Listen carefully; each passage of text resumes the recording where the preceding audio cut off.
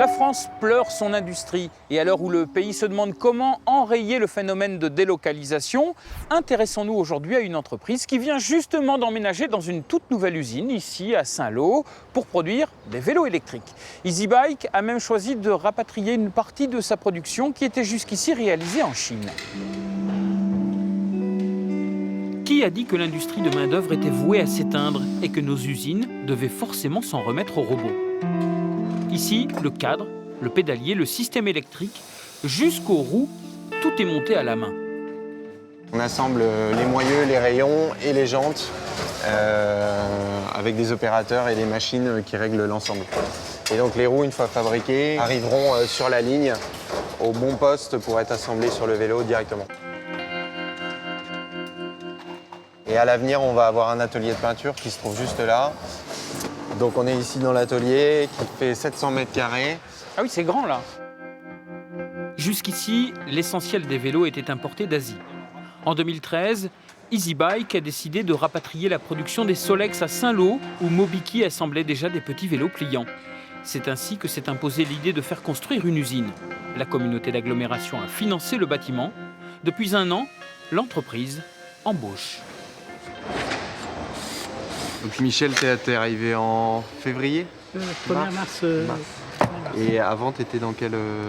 Je travaillais dans une usine de toiles de film. J'étais licencié. Après de 24 années de... De bons et loyaux services. Voilà, c'est ça. C'était licenciement économique. Oui. Pas facile? Non, pas facile de trouver du boulot. Hein. C'est vrai que, vu mon âge, j'ai 60 ans, alors... Aujourd'hui, sur l'ensemble des opérateurs, ce qui nous intéresse, c'est leur dynamisme et leur volonté, leur capacité à faire avec leurs mains. Et l'habileté, quoi. L'habileté, oui.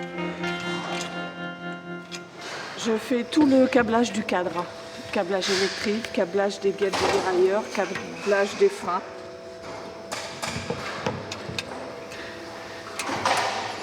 Qu'est-ce que vous faisiez avant? Ah, j'étais assistante maternelle.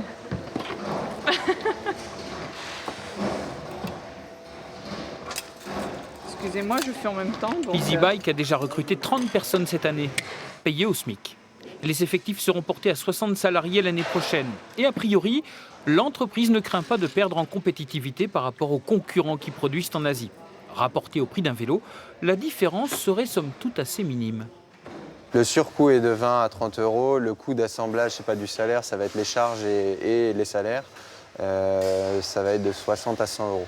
Aujourd'hui, nous, on s'aperçoit que sur un produit à valeur ajoutée, comme un vélo électrique qui est vendu entre 1500 et 3000 euros dans le commerce, le surcoût d'assemblage France va être compensé par la qualité, va être compensé par notre réactivité et finalement peut se ressentir pour le consommateur final.